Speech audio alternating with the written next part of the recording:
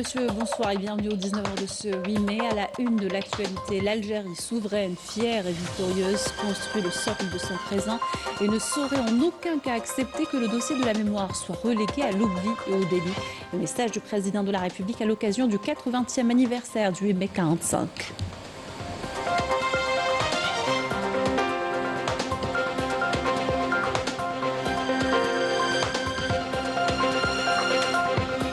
Les commémorations de la journée nationale de la mémoire à travers le pays, fidélité aux Shohada, des cérémonies dans la traditionnelle marche à Sétif avec la participation pour la première fois d'une délégation française. Les détails tout à l'heure.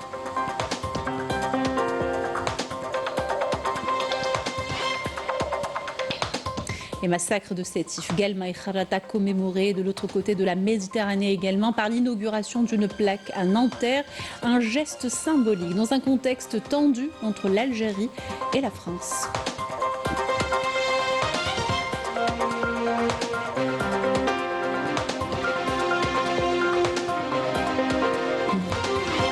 Les massacres du 8 mai 45, une étincelle pour allumer le feu de la Révolution. Ils ont contribué à une prise de conscience par les mouvements anticoloniaux dans le monde de la nécessité de se battre pour la liberté.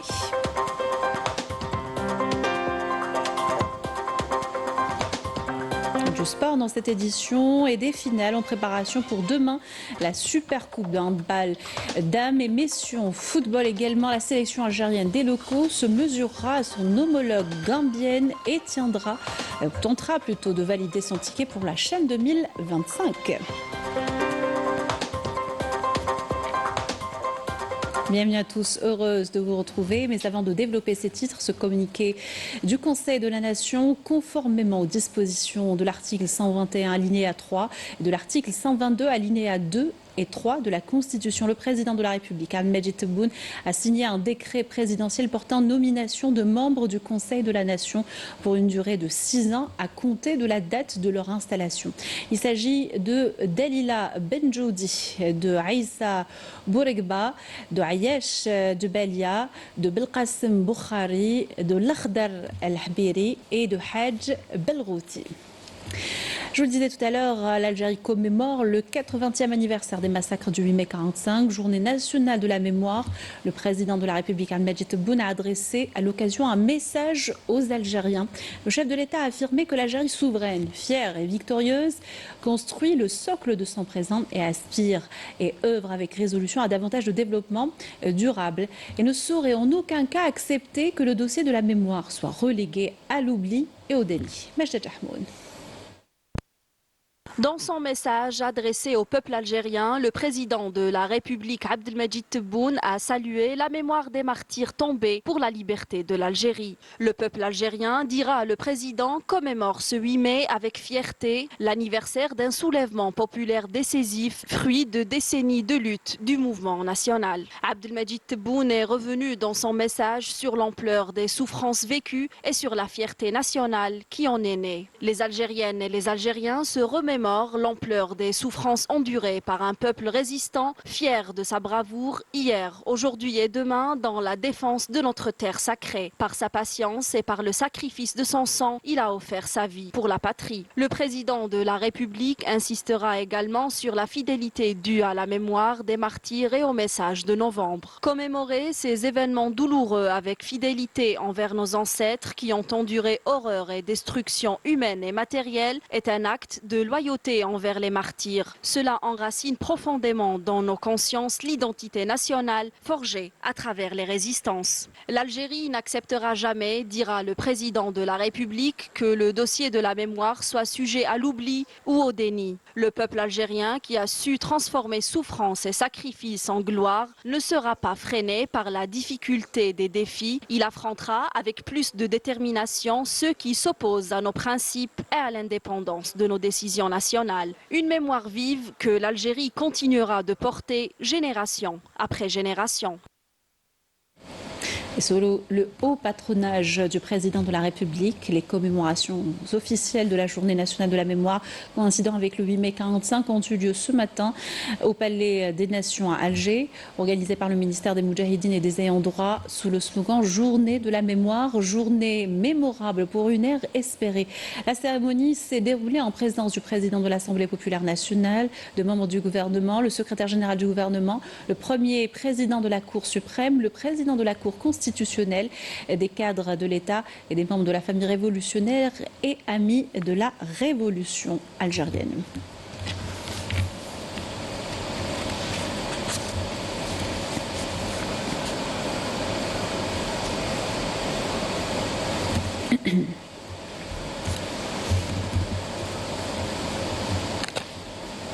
Et cette cérémonie illustre les valeurs de fidélité à la mémoire des Chouhada, victimes du colonialisme français abject, notamment ceux des massacres du 8 mai 45. Parmi les participants, pour la première fois, une délégation française composée de parlementaires.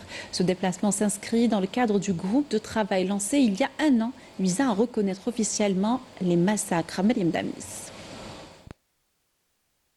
Ils sont les témoins directs de l'histoire. Ces moudjahidines portent encore la mémoire vive des massacres commis par le colonisateur français. Pour eux, cette commémoration n'est pas seulement un devoir de mémoire, c'est un rappel douloureux d'une injustice historique. Le général Duval, qui a fait ces massacres à l'époque, ici en Algérie, alors c'est ce qu'il a dit. Il avait dit que moi j'ai réussi justement à mater justement ce mouvement, mais je ne garantis pas après 10 ans. Si ça renouvelle avant 10 ans, ça sera irrémédiable. Justement, attention, justement, l'Algérien, il est rancunier. Alors donc, voilà le problème. Eh bien, ça n'a pas mis 10 ans, ça met 9 ans. Le 1er novembre 1954, déclenchement de la Révolution, l'aboutissement, c'est connu, puisque nous sommes indépendants, justement, depuis 1962. Les massacres du 8 mai 1945, ceux qui ont inscrit dans l'histoire de notre nation les marques indélébiles de la fierté, de la gloire et du sacrifice. Des massacres perpétrés à Sétif, Guelma, Kharrata, puis à Inti-Mouchent, avant de s'étendre à d'autres régions du pays. Le colonisateur voulait la fin du combat, mais il a ravivé la flamme de la lutte et qui va donner naissance à la glorieuse guerre de libération nationale quelques années plus tard. Un tournant historique porté par un peuple qui ne recule jamais face à l'épreuve, surtout lorsqu'il s'agit de l'honneur de la patrie. Des députés français ont fait le déplacement pour participer à cette cérémonie. Une présence symbolique, selon eux, pour reconnaître les douleurs du passé et renforcer le dialogue entre l'Algérie et la France. Ce déplacement aujourd'hui, en tout cas en tant qu'élu avec des parlementaires, c'est pour aussi dire que nous, franco-algériens, nous sommes présents, nous avons des responsabilités en France, mais nous avons aussi une certaine attache avec notre pays d'origine, qui est l'Algérie, le pays d'origine de nos parents. Donc aujourd'hui, nous, on est très honorés de participer à cette commémoration. C'est aussi pour rappeler qu'il y a effectivement parfois des postures, mais qu'il y a avant tout le travail diplomatique. Nous avons toujours soutenu cette démarche qui permet aussi de la reconnaissance de ce génocide qui aujourd'hui doit être reconnu notamment par les autorités françaises. Et c'est pour cela qu'on est là et qu'on soutient cette démarche. Parce que les combattants qui ont combattu le nazisme ont été massacrés et aujourd'hui il faut leur rendre hommage. Et c'est pour ça que nous, en tant que sénateurs, nous sommes présents aujourd'hui en Algérie. Ces images d'archives rappellent l'ampleur de la répression. 8 décennies plus tard, elles témoignent d'un passé qui ne s'efface pas et rappellent combien le devoir de la reconnaissance demeure essentiel. Et durant la journée, des membres de la délégation française présente en Algérie pour la commémoration du 8 mai 45 se sont rendus au musée d'El Moudjahid où ils ont suivi des explications sur des pans de l'histoire de l'Algérie, notamment la guerre de révolution nationale.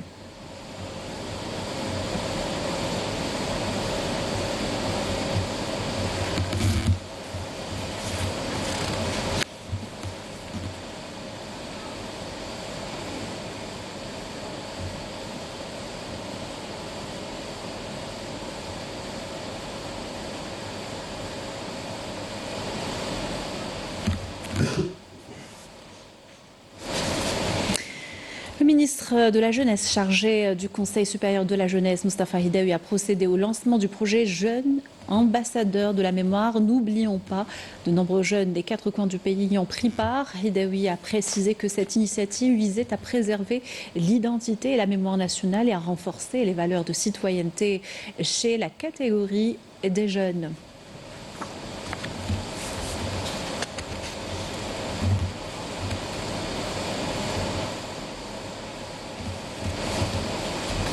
Toujours dans le cadre des commémorations à la place de la Résistance, le Wali d'Alger a présidé une cérémonie de recueillement à la mémoire des Chouhada du 8 mai 45 et donné le coup d'envoi d'une caravane de la mémoire en compagnie de la présidente de l'Observatoire national de la société civile, des membres de la famille révolutionnaire, les autorités locales.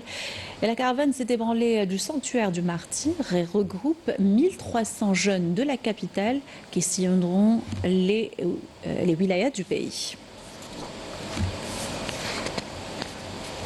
On va à Sétif à présent où tout a débuté. Et les commémorations traditionnelles ont été marquées cette année par la participation de plusieurs parlementaires français et franco-algériens ainsi que d'autres pays étrangers, entamés par le dépôt d'une gerbe de fleurs au carré des martyrs à la mémoire des Chouhada et suivi de l'émouvante marche retraçant celle du jour des massacres. Walid Yousfi pour les détails. Sétif a vibré aujourd'hui au rythme du souvenir et de la solidarité. 80 ans après les massacres du 8 mai 1945, des hommes et des femmes venus des 4 coins du pays, mais aussi d'Europe, sont ici pour marcher ensemble sur les traces de l'histoire. Une marche commémorative pour honorer la mémoire des victimes de ce massacre. Aujourd'hui, d'accord, il était important pour moi, originaire de cette région, de mes parents, de Sétif, d'être ici et de pouvoir participer à cette commémoration qui est très émouvante. On s'aperçoit que notre premier voyage l'an dernier a fait aujourd'hui un petit peu boule de neige puisqu'on voit qu'il y a beaucoup plus de gens qui viennent de France et qui ont envie de connaître l'histoire du 8 mai 45, Sétif Guelma Kharrata. On est là pour justement se rappeler, ne pas oublier et que l'ensemble du monde entier témoigne encore de cette tragédie et que l'ensemble du monde entier n'oublie pas ce qui s'est passé à cette période-là. Ils sont français, belges, italiens ou encore espagnols, venus à l'appel d'un devoir de mémoire. Leur présence à Sétif est un geste fort, un hommage collectif à des milliers de victimes tombées ce jour-là, un certain 8 mai 1945, au lendemain de la Seconde Guerre mondiale, pour avoir simplement réclamé la liberté. On est venu ici pour la mémoire du coup des victimes du massacre, pour connaître aussi l'histoire, parce que personnellement je ne connaissais pas l'histoire. Le 8 mai 45 pour moi c'était la fin de la guerre et j'ai appris du coup en venant ici avec elle que le 8 mai 45 aussi c'était la date du massacre à Sétif. C'est avec beaucoup d'émotion aujourd'hui qu'on est là, mais aussi nos grands-pères, nos grands-mères, nos nanas, nos dadas, tous les Algériens se sont battus pour l'amour de la patrie, pour notre pays. Et aujourd'hui, nous, on voudrait que la France reconnaisse ces massacres. 80 ans plus tard, les pas de cette marche résonnent encore. De nombreuses familles, des jeunes et moins jeunes, ont rejoint le cortège pour faire vivre la mémoire des victimes du 8 mai 1945. Les massacres du 8 mai 45 commémorés également de l'autre côté de la Méditerranée. Une plaque commémorative a été inaugurée ce jeudi à Nanterre en hommage aux milliers de victimes de Sétif, Guelma Kharrata et d'autres villes tuées pour avoir osé réclamer leur liberté. Une mémoire longtemps étouffée, portée aujourd'hui dans un contexte tendu entre l'Algérie et la France. Correspondance de Afaf El Houchet. À Nanterre, ce 8 mai 2025, le silence n'était pas celui d'un simple recueillement. Il était mémoire, il était justice attendue, il était enfin reconnaissance. Pour la première fois de l'histoire de la ville, une plaque a été inaugurée à la mémoire des victimes algériennes des massacres du 8 mai 45, Sétif, Guelma et Kharrata.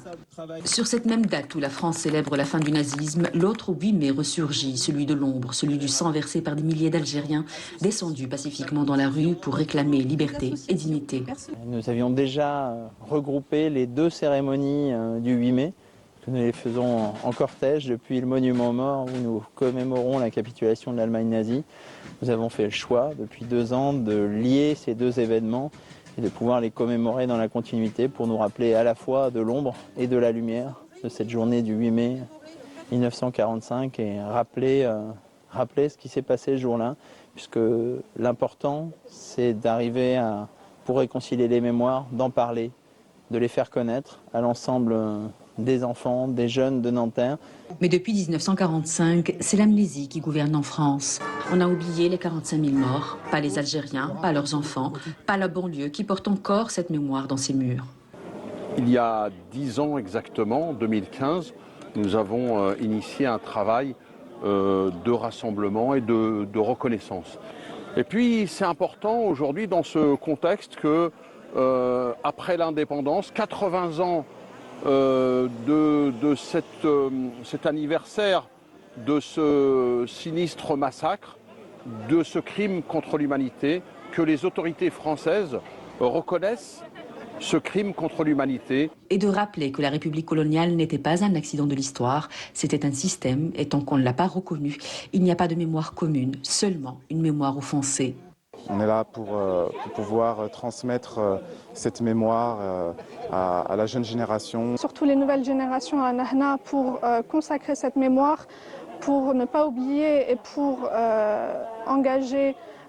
s'engager justement dans ce devoir. La vérité, on la connaît déjà, où les archives, Inch'Allah, ils khorjou k'a, où hna djina hnaya en famille, يعرفوا la vérité, l'histoire تاع الجزائر. Pour rappeler à la France que pendant ces 3 jours, il y avait 45 000 morts et que la France doit reconnaître ces crimes de guerre officiellement et demander pardon au peuple algérien. Et on demande aujourd'hui la reconnaissance de ces massacres, un 8 mai 45 qui aujourd'hui permettrait de relancer une nouvelle dynamique en termes de mémoire, en termes de recherche historique. D'autres voix s'élèvent, citoyennes celles-ci, venues d'ici et d'ailleurs, chargées d'histoire et de larmes contenues. فهمت بكيت على حزن كان 8 ماي 45 بكيت ولكن بعد كي دنكت ولقيت ما عندها رانا محروسين الحمد لله برجالنا بكلش الحمد لله وليت فرحت. الله يرحم الشهداء لكن تاريخنا هما كتبوه بالدم حنا نكتبوه للاجيال الجايه بالذهب. Dans un contexte où les tensions ne cessent de refaire surface, la parole portée ici au nom des morts d'hier vient réclamer une paix que d'autres tentent encore d'étouffer. Aux côtés du consul d'Algérie, la ville de Nanterre a commémoré ce moment avec solennité. Puis, dans un même élan, les Algériens de la ville ont convergé vers le consulat, prolongeant le geste mémoriel dans une forme de continuité symbolique, presque géographique entre les deux rives. Là-bas, au cœur du territoire diplomatique, ils ont salué l'emblème national, prié à la mémoire des martyrs et rappelé dans le respect de nos valeurs spirituelles et patriotiques que l'Algérie n'oublie pas ses enfants tombés, ni leur combat, ni leur dignité. Et les massacres du 8 mai 45 ont été une étincelle qui a allumé le feu de la Révolution. Ils ont également provoqué un séisme auprès de mouvements anticoloniaux dans le monde. On a pris conscience de la brutalité du système impérial, un signal qu'il faut se battre pour sa liberté. Amira Sefta. Le 8 mai 1945, c'est une nouvelle page de l'histoire qui s'écrit. Une histoire de douleur, de sang, mais aussi une prise de conscience. Celle d'un peuple qui refuse l'humiliation et qui a semé les graines de la glorieuse guerre de libération nationale. Les Algériens vont sortir évidemment joyeusement pour fêter la fin de la guerre parce qu'ils sont concernés dans la mesure où beaucoup d'Algériens ont été envoyés sur le théâtre d'opération en Europe, Monte Cassino et sur toutes les côtes du sud de la France. Ils vont y mourir, vont la libérer par la force des armes, vont être envoyés comme de la chair à canon. Et pendant que ces hommes vont au combat pour libérer l'Europe du joug colonial nazi, on peut le dire, eh bien, le colonialisme français, lui, va s'exprimer en Algérie en réprimant violemment les manifestations de joie qui sont initiées par le peuple algérien, simplement, spontanément, parce qu'ils avaient compris des Français qu'il y aurait un peu plus de liberté, plus de reconnaissance, plus de droits, et que finalement, eh bien, ils n'auront rien de tout cela, si ce n'est une balle qui va être tuée, qui va assassiner effectivement un jeune scout, et qui va donner lieu, parce qu'il portait le drapeau algérien, à une répression sanguinaire. Mais là, pour le coup, on va vous parler du massacre du 8 mai 1945 en Algérie. Alors, le peuple algérien, c'est ce peuple qui a accueilli Fanon, Frantz Fanon. Le peuple algérien, c'est ce peuple révolutionnaire qui s'est battu et qui a arraché son indépendance. La lutte du peuple algérien a inspiré plusieurs mouvements d'indépendance à travers le monde. De l'Afrique subsaharienne à l'Indochine, les élites anticoloniales ont finalement compris que la liberté ne viendra que par la lutte. Après la défaite du colonialisme français en Indochine, en Afrique du Nord et en Algérie, certains journalistes français, plus audacieux que d'autres, ont nommé fascisme extérieur la capacité des États capitalistes et impérialistes de démocratie libérale à reconnaître sur la scène intérieure des bribes de liberté démocratique qui ne les empêchaient pas d'exporter vers l'extérieur des politiques d'exploitation et de répression de type fascisme. Aujourd'hui, c'est un jour pour nous qui pourrait devenir un jour à la fois de mémoire et un jour de fête, parce que ces héros nous ont mis sur le chemin du combat pour l'indépendance, pour une vie d'honneur, pour une vie debout. N'oublions pas aujourd'hui qu'il y a quand même 2 pays qui restent colonisés et qu'il est important qu'enfin sur cette terre, les peuples soient tous libres. Alors la question se pose de savoir comment l'État français, qui avait subi l'occupation nazie et qui en avait été libéré grâce évidemment à l'URSS, grâce aux Américains, mais aussi grâce à ce qu'ils appelaient la force noire, autrement dit les tirailleurs sénégalais, les Algériens, enfin les colonisés français, eh bien comment l'État français, après avoir combattu le nazisme, pouvait-il utiliser les mêmes moyens que les nazis pour réprimer le peuple algérien en mai 1855. Le 8 mai 1945 n'est donc pas seulement un drame. Il est aussi le point de départ d'un long chemin vers l'indépendance. Une date gravée à jamais dans la mémoire nationale. Dans l'actualité également, représentant le président de la République, Ahmed Tebboune, président d'exercice du Forum des chefs d'État et de gouvernement du mécanisme africain d'évaluation par les pairs, le Premier ministre Nedel Arbaoui a participé au deuxième jour à Freetown, au deuxième jour des travaux du 3e Forum africain de haut niveau sur la coopération sud-sud et triangulaire pour le développement durable. En marge, le Premier ministre a été reçu par le président de la Sierra Leone, Julius Maada Bio, à qui il a transmis les salutations du président de la République, Ahmed Tebboune, et ses vœux pour le peuple sierra-léonais de développement et de prospérité.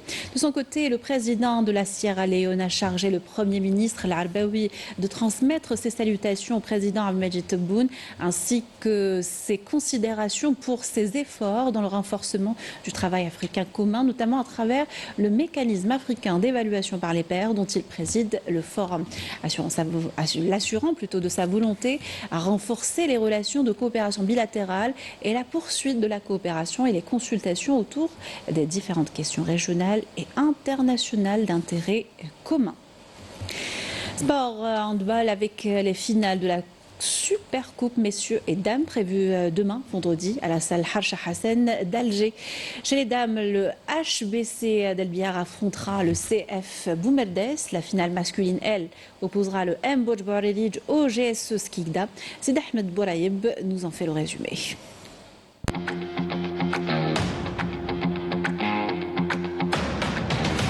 C'est devenu un classique lors des dernières saisons. Le HBC El Biar affrontera de nouveau le CF Boumerdes pour un trophée.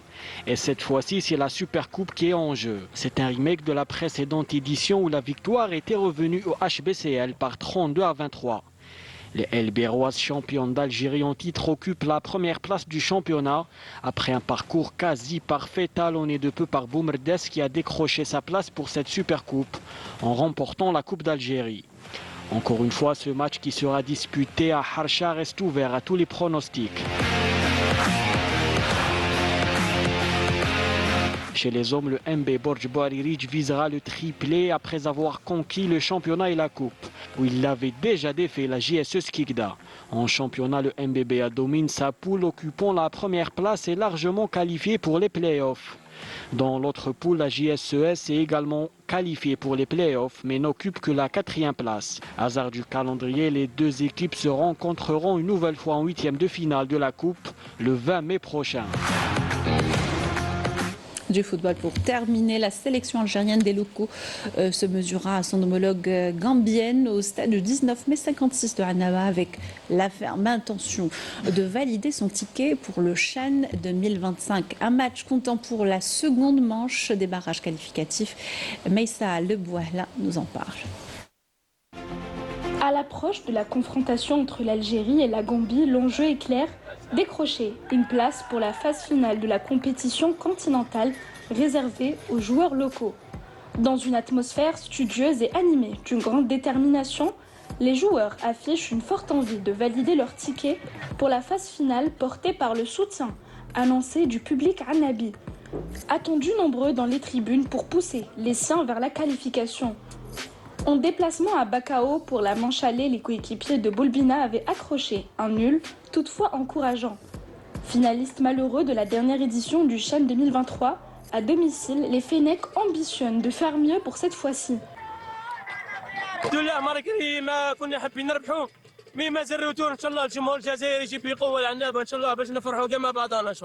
Maintenant, à nous de faire le travail à domicile.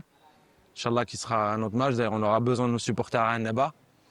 Et voilà, satisfait, mais le travail n'est pas fini. Un match se gagne pas en équipe, pas en individualité. Et c'est ce qui a fait notre force aussi avant. Donc, on part sur cette base-là. Après, techniquement, vous avez vu, on a des joueurs qui savent jouer au ballon, qui sont très bons techniquement. En espérant que le match retour sera un match différent, Inch'Allah, avec la possibilité pour nos joueurs justement de s'exprimer techniquement. Mais voilà, je leur ai dit que j'étais fier d'eux, mais que le travail n'est pas fini, qu'il fallait gagner ce match-là pour se qualifier, Inch'Allah. Une qualification qui ouvrirait les portes du groupe C, où l'Algérie retrouverait l'Ouganda, le Niger, la Guinée, ainsi que le vainqueur du barrage entre l'Afrique du Sud et le Malawi. Un défi relevé à la hauteur des ambitions d'un groupe en quête de rédemption et de gloire. Voilà qui termine notre journal. Merci de l'avoir suivi. Excellente soirée sur Canal Algérie.